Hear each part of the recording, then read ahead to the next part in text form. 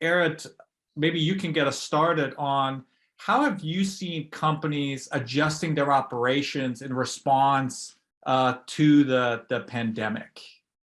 Okay, so I will not dwell too much into like the immediate response of companies during the height of the first wave or two of the pandemic. You know, the new rules, social distancing, cleaning measures. I think everybody is already very familiar and affected by that. But I'd be very interested in actually seeing like the aftermath. Right now, companies have settled in a new normal of like, hey, this is the way we work from now on, and some of the consequences of the pandemic. And I think there's an overarching theme here. I think what I see in the pandemic is it accelerated a demographic phenomenon that already had several years coming, which is a lot of the people who had most experience in these companies, you know, their older workforce in the older time because they had been several years in the company, who were perhaps hesitating to retire, are definitely now retiring or not come back to the active workforce and or doing another activity, right?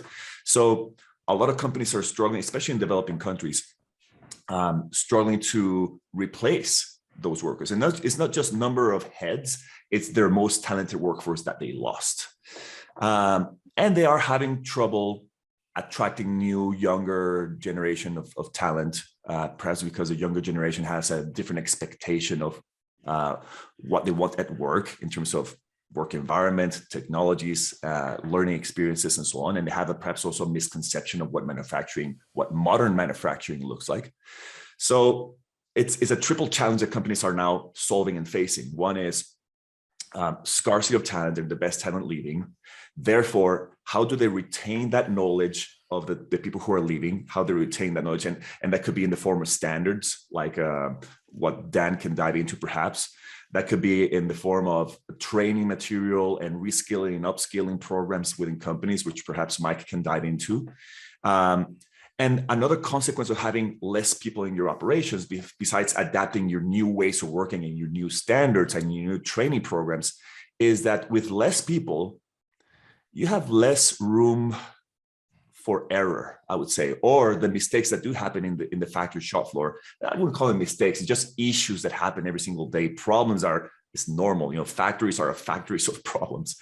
They're much more obvious because you have less buffer of people to absorb those issues. So companies have to learn and are learning how to react better or more proactively, more even data-driven to those problems. So it's a triple combination of problems of skills, talent, standards, how you react to problems. And I see companies now embracing more technologies to help solve those aspects. So I think that's an overarching summary of the main theme I see post-pandemic, hopefully post-pandemic.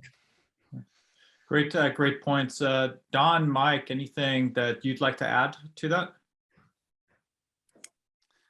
No, I think I fully support what Eric was telling about. I think the companies, I think for me, the magic word is also resilience in your operations and how to get there through capturing the knowledge, making sure that you have solid training programs in place to make sure that you can build in that resilience under the pressure of people leaving the company, people falling out due to sickness in the beginning of COVID, for instance, but also prepping for the future there. So I think in that sense, technology is a great enabler for all of that. And we will probably hear more about that in this webinar anyway.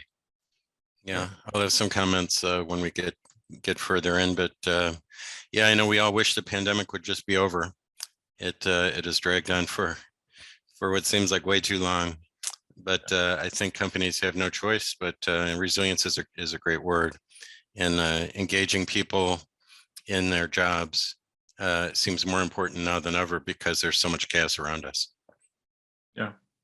I think that's a great way to kind of start us off in terms of how people are adjusting their operations, and specifically sort of setting the stage about, you know, the importance of people, the importance of standard, of being exact in how you're operating, less room for error.